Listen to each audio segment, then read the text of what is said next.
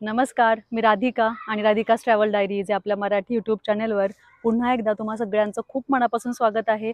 तर इथे अमेरिकेमध्ये सध्या स्प्रिंग सुरू झालेला आहे.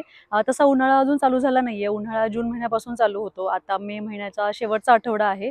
तर मे महिन्याच्या शेवटच्या आठवड्यामध्ये 26 तारखेला मेमोरियल डेचा लॉंग वीकेंड आहे. तर मग वातावरणसुद्धा आता चांगलं व्हायला लागलं आहे.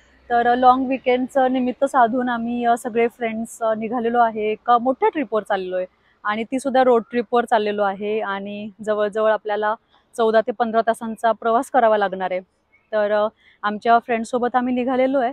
तर निघालोय कुठे, खूप मोठी अशी ही ट्रिप असणार आहे. तर निघालेलो आहे आम्ही येलोस्टोन नॅशनल पार्कला.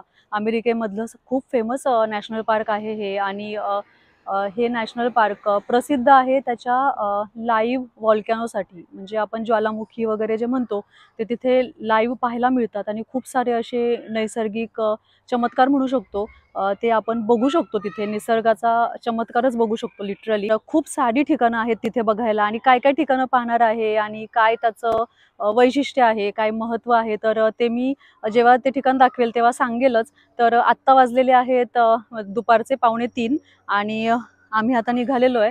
आम्ही एक तर रोड ट्रिप असणार आहे. 14 ते 15 तासांची रोड ट्रिप आहे आणि आम्ही मुलांच्या सोबत निघालो आहे. तर आम्ही 3 फॅमिलीज चाललेलो आहे. आता आम्ही दुपारी 3 वाजता निघणार आणि आम्ही अर्ध्या रस्त्यामध्ये म्हणजे स्पोकन म्हणून एक जागा आहे. तर स्पोकनला आम्ही एक हॉटेल बुक केलं. तर तिथे आम्ही आज स्टे करणार आहे अर्धा प्रवास करून. आणि स्पोकनला जाताना स्पोकनमध्ये सुद्धा खूप छान छान स्पॉट आहेत पाहण्यासारखे. तर ते सुद्धा पाहणार आहे. आणि स्पोकनवरून मग पुन्हा उद्या सकाळी प्रवास सुरू करून येलोस्टोनला आपण उद्या संध्याकाळी पोहोचणार आहे. तर असा मोठा प्रवास असणार आहे, पण खूप मजा येणार आहे. आणि अशा प्रकारचा ट्रॅव्हल आणि अशा प्रकारचा जो प्रवास आहे आम्ही पहिल्यांदाच करतोय. कारण की इतर टाइम फ्लाईट्सने सगळीकडे गेलेलो आहे आणि रोड ट्रिप जरी असेल तरी 4 ते 5 तासांचं ड्राईव्ह असणारी रोड ट्रिप केलेली आहे. तर ही जी रोड ट्रिप आहे खूप मोठी आहे. पण सगळे मित्रपरिवार सोबत आहे आमच्या, त्यामुळे मजा येणार आहे. खूप छान अशी ट्रिप असणार आहे. आणि अजून एक वैशिष्ट्य ट्रिपचं असं की प्रत्येक ट्रिपला मी सांगत असते की आम्ही जेवण वगैरे स्वतः बनवून येत असतो. तर यावेळेला थोडंसं वेगळं आहे. यावेळेला आम्ही जेवण बनवलेलं आहे पण आज संध्याकाळसाठी. पण बाकीच्या 4-5 दिवसांसाठीचं काय, तर आम्ही स्वतः जेवण तिथे बनवणार सुद्धा आहे. तर त्याची माहिती मी देईलच पुढे जसं जसं आपला व्लॉग पुढे सरकेल. तर चला आम्ही सामान वगैरे ठेवतो आता गाडीमध्ये आणि मग आपण आपला प्रवास सुरू करूयात. चलो लेट्स गो. तुझी जागा कुठे आहे बाळा बसायला? Over here where the car seat is. Can you just hang there for a second? I need to go and get my backpack so I can play with Uno. आम्ही गाडी रेंटवर book केलेली आहे. या गाडीमध्ये 15 लोक बसू शकतात एका वेळेला. आम्ही 10 लोक आहेत. आणि हे एवढं सगळं सामान आम्ही घेतलेलं आहे. खूप सारं सामान आहे. आणि या गाडीमध्ये आता जागा करतोय आम्ही. अशी डिक्की अशी स्पेसिफिकली नाहीये, तिथे एक्स्ट्राची सीट होती तर ती सीट आम्ही काढली आहे आणि मग सामान ठेवतोय. तर अशी ही व्हॅन आहे, छोटीशी व्हॅन आहे, म्हणजे 15 सीटर. तर या व्हॅनने जाणार आहे. पटकन सामान ठेवून घेतो. सगळे जण इथे काय खात आहेत? स्पंदन काय खातोय? पेप्सी. उन्हाळ्याच्या सुट्ट्या सगळे रेडी आहेत. मला निशा कुठे गेली? हाँ निशा भी आ गई. निशा का 1 घंटे से वेट कर रहे हैं हम लोग. अभी निशा नीचे आ गई तो वी कैन लीव नाउ. चलो गणपति बप्पा मोरया. मंगल मूर्ती चलो. सारांश इकडे बघ. And you can just see my car. See? So that's why I'm not in a different seat. जवळ घेतलं आम्ही. तुम्ही दोघे तिकडेच थांबा. अरे उनको चाय कॅन्सल. विनय आप आजा बाहेर. चहा स्पंदनला पण पाहिजे चहा. अरे काय करतो सारांश नको जाऊ आता. काय सारांश? आता वाजलेले संध्याकाळचे 6:15 आणि बाहेर जर बघितलं तर अजून सुद्धा खूप ऊन आहे. तर मग अशा आम्ही एक चहासाठी ब्रेक घेतलेला छोटासा म्हणजे अगदीच रस्त्याच्या कडेलाच आम्ही गाडी लावली होती आणि तिथे चहा घेतलेला, घरूनच बनवून आणलेला चहाचा ब्रेक घेतला छोटासा. तर इथे हायवेला जेव्हा आपण ट्रॅव्हल करतो ठिकठिकाणी रेस्ट एरिया असतात आणि मग रेस्ट एरियामध्ये आपल्याला वॉशरूमचा वगैरे ब्रेक घ्यायचा असेल घेऊ शकतो आणि पाय मोकळे करू शकतो. जर काही खायला आणलं असेल तर खायला सुद्धा इथे मागे पिकनिक टेबल्स आहेत, तर खाऊन सुद्धा घेऊ शकतो. तर आम्ही एक छोटासा ब्रेक घेतलाय. इथे हा पिकनिक एरिया आहे डेस्क एरिया मधला. मग इथे छोटे टेबल्स वगैरे ठेवलेले असतात, ब्रेक घेऊ शकतो जेवणासाठी वगैरे. पेट एरिया पण आहे, पाळीव प्राणी जर कोणी कॅरी करत असेल तर त्यांना सुद्धा इथे फिरवू शकतो. चलो, अशी छान सोय आहे इथे. तर चला छोटासा ब्रेक घेऊन मग जर्नी कंटिन्यू करायची आहे. चलो. आणि आता इथून आपल्याला एक पॉईंट पण बघायचा आहे स्पोकनला. तर इथून डिरेक्टली आपण त्या पॉईंटला जाणार. चला डायरेक्ट आता जो पॉईंट पाहणार आहे तिथे भेटूयात. मुलं खेळायला लागली आहेत लगेच.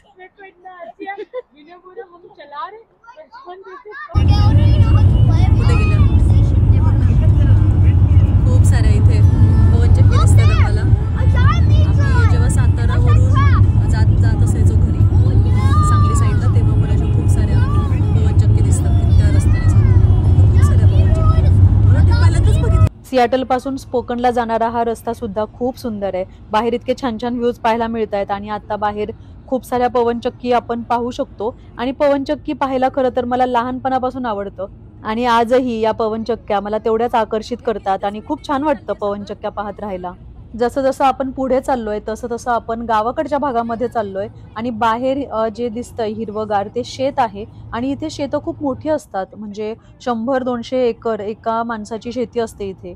तर एके ठिकाणी आम्ही बोर्ड सुद्धा पाहिला होता की 130 एकर शेती विकणे आहे. आणि आतापर्यंत खरं तर एवढी मोठी शेती दिसतीये आणि शेतामध्ये शेतीला पाणी देण्यासाठीचं मोठं यंत्र सुद्धा दिसतंय आणि जनावर सुद्धा दिसत आहेत, गायी दिसत आहेत चरताना शेतामध्ये. पण मला अजून एकही माणूस दिसला नाहीये शेतामध्ये काम करतानाचा. इथे एकाच व्यक्तीची शेती एवढ्या मोठ्या प्रमाणात असते, त्यामुळे मशीननी सुद्धा सगळी कामं करणं खूप सोपं जातं. त्यामुळे शारीरिक कष्ट त्या मानाने कमी करावे लागतात. आता बोलण्यासाठी मी जो माईक यूज केलेला आहे तर त्याची बॅटरी संपली होती, त्यामुळे मी जे काही बोलत होते तर ते काहीच रेकॉर्ड झालं नाही. तर आता संध्याकाळचे 9:30 ते 9:45 वाजतायत आणि आम्ही सिल्वर स्टोन या हॉटेलमध्ये पोहोचलो आहे. स्पोकन मधल्या जवळजवळ 5 ते 6 तासांचा प्रवास केला. आज सिल्वर स्टोन या हॉटेलमध्ये राहणार आहे आणि उद्या सकाळी लवकर पुढचा प्रवास सुरू करणार आहे. उद्या आपल्याला साधारण 8 ते 9 तासांचा प्रवास करायचा आहे. आज आम्हाला थोडासा निघायला उशीर झाला, त्यामुळे आम्हाला स्पोकन मध्ये कोणताही स्पॉट पाहता आला नाही. उद्या मात्र आपण स्पोकन मधलं रिव्हर साईड पार्क पाहणार आहोत. तर सगळ्यात आधी आता आम्ही आतमध्ये जाऊन चेक इन करणार आहे. चेक इन केल्यानंतर आम्ही सोबत जे जेवण आणलेलं आहे तर ते जेवण गरम करून जेवण करून घेणार आहे. सिल्वर स्टोन आमचं हॉटेल आहे आणि हे आहे हॉटेलचं रेस्टॉरंट डायनिंग एरिया. इथे येऊन आम्ही जेवण करू.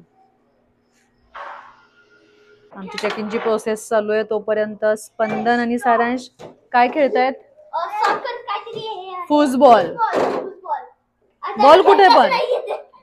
इट्स ओके, तुम्ही ट्राय करू शकता.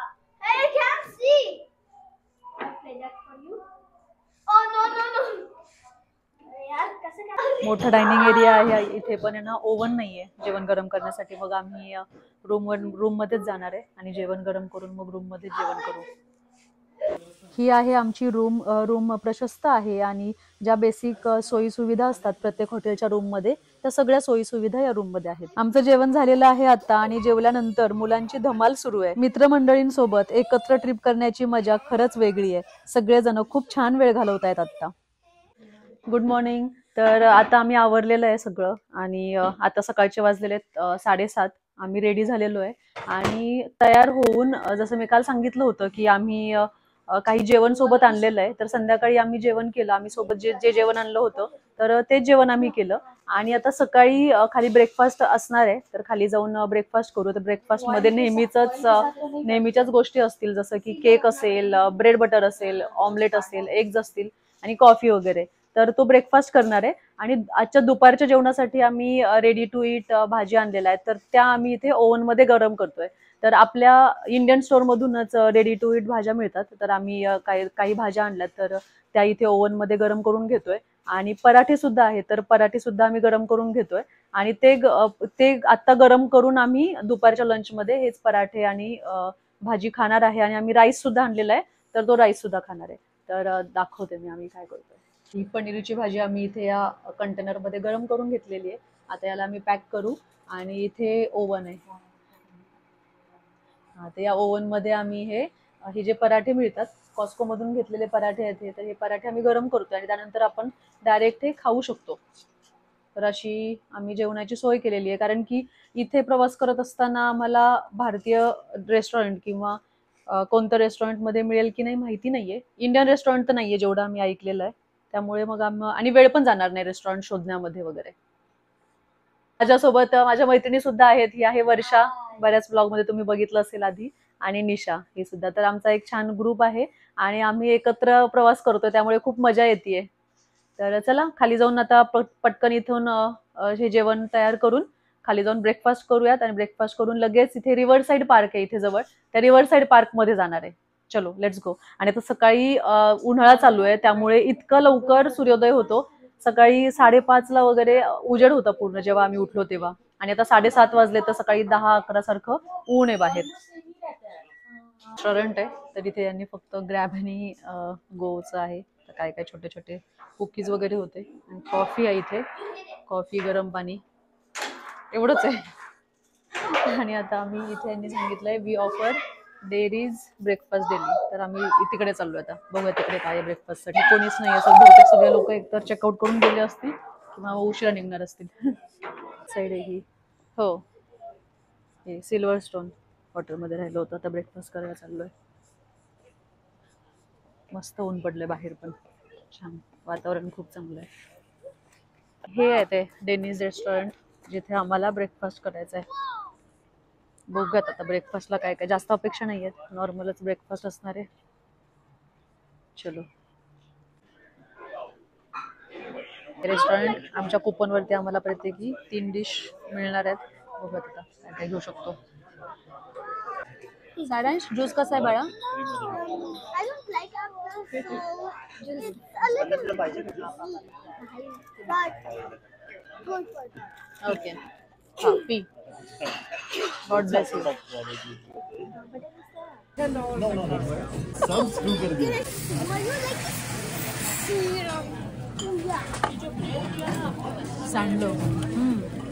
हे घे सगळं. आमचा आता ब्रेकफास्ट झालाय आणि सकाळचे वाजलेले आहेत 8:45 आणि इथे खरं तर एवढा फिरलोय आम्ही. USA मध्ये, अमेरिकेमध्ये वेगवेगळ्या ठिकाणी गेलेलो आहे, न्यूयॉर्कला सुद्धा गेलेलो आहे. तर सगळ्यात जास्त म्हणजे ब्रेकफास्ट खरं तर असं नॉर्मल ब्रेकफास्ट असतो इथे इथलाच, पण आज जो ब्रेकफास्ट केला तो खूप छान होता. प्रॉपर, हां, तर प्रॉपर रेस्टॉरंटमध्ये आज ब्रेकफास्ट केला आणि खूप छान ब्रेकफास्ट होता. जरी इंग्लिश ब्रेकफास्ट जरी असेल तरी फ्रेंच टोस्ट आणि पॅनकेक, पुन्हा ऑमलेट असेल, ओटमिल्स असतील, इतकं छान क्वालिटीचं होतं आणि खूप छान आणि टेस्टी ब्रेकफास्ट केला. आणि पहिल्यांदा असा सकाळी सॅटिस्फाईंग आणि टेस्टी ब्रेकफास्ट मिळाला हॉटेलमध्ये. तर चला आता आम्ही इथलं जवळच स्पोकनमधलं रिव्हर साईड पार्क आहे आणि काही काही जागा आहेत तर त्या पाहणार आहे आणि मग पुढचा प्रवास कंटिन्यू करायचा आहे. आज जवळपास 8 ते 9 तासांचा प्रवास करायचा आहे आणि मग जाताना जे छोटे छोटे स्पॉट लागतील तर तिथे थांबून स्पॉट बघायचे आहेत आणि लंचसाठी वगैरे ब्रेक घ्यायचा आहे मध्ये. तर चलो लेट्स गो. आजचा भाग जो आहे तो मी इथेच थांबवतेय आणि येलोस्टोनची आपली ही रोड ट्रिपची जर्नी आपण कंटिन्यू करणार आहे पुढच्या भागामध्ये. तर हा व्हिडिओ पूर्ण पाहिल्याबद्दल तुमचे खूप खूप धन्यवाद. येलोस्टोन हे अमेरिकेतलंच नाही तर जगातलं प्रसिद्ध असं नॅशनल पार्क आहे आणि तुम्हाला नक्कीच आवडेल हे नॅशनल पार्क पाहायला. तर ही जी सिरीज आहे येलोस्टोनची तर ती मिस करू नका. चॅनेल चेक करत राहा. लवकरच भेटूयात या सिरीजच्या पुढच्या भागामध्ये. धन्यवाद.